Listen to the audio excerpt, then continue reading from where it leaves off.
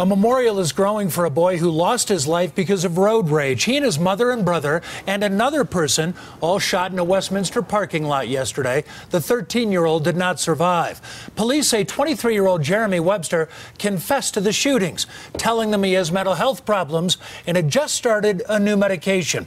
But in those terrifying moments during and after the gunfire, Coloradans showed courage and compassion, rushing in to help the victims. Our Dylan Thomas talked to several of them today.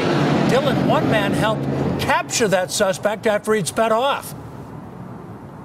Jim, and those I spoke with say fate may have actually placed them where they were during that investigation. Those here with this massage therapy group were actually going through CPR training just a few months ago, training they would end up having to use yesterday. And a Parks and Wildlife officer just says he was in the right place at the right time when the suspect's information was released. We take care of people. And that was our first response. With tears still in her eyes, Loretta Hawking is left with unanswered questions. Over what could we done differently?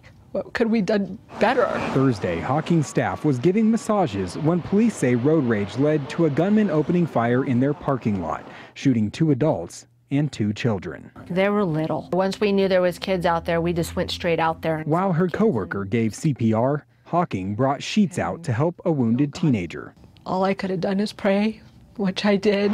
A short while later, I noticed an alert beep on my phone. Wildlife officer Matt Martinez was sitting in traffic on his way home when a be on the lookout alert for suspect Jeremy Webster pinged his phone. As I look forward and to the right, there's a black vehicle passing me. It's stop and go traffic, maybe 5 miles an hour. And I see the plate is the same plate, NPQ091. I was lucky and he was right there. So yeah, definitely right place, right time. We were there as State Patrol arrested Webster. Amid such tragedy and shock, those we spoke with said the quick response to help from complete strangers shows how Coloradans can come together for each other in the darkest of times. We all can work together and came together. We all did everything we possibly could.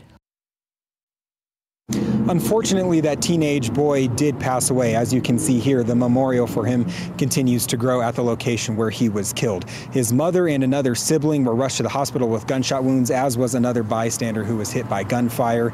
The suspect admitted to police that he was the gunman and blamed a switch in medication for his actions. Live in Westminster, Dylan Thomas, covering Colorado First. Thank you, Dylan.